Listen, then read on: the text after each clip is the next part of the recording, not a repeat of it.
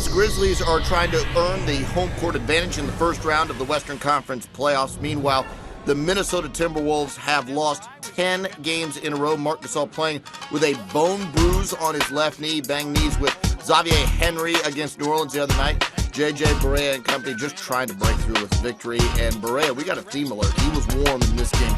Knocked down a three there. He scored 12 points in a row for Minnesota at one point. Later in the first, Rudy Gay, turnaround jumper, and one. Gay, 11 points on 5 of 8 shooting in the first 24 minutes. Into the second quarter we go, and Zach Randolph, boy, they're going to need a lot from this guy if they're going to go anywhere in the playoffs. Nice little spinning move there in the paint. He had 10 points on 5 of 9 shooting in the first half, so he did well.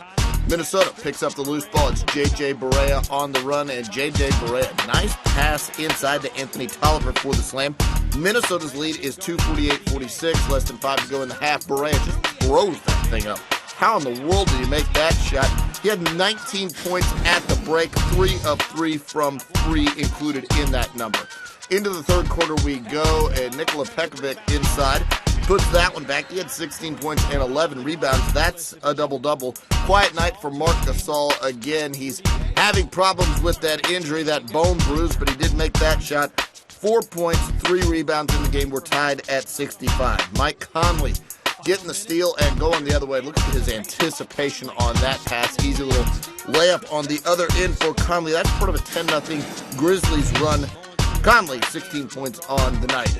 J.J. Barea, always the answer in this game for Minnesota. Drives for the layup. He had a season-high 28 points. That's one off his career high.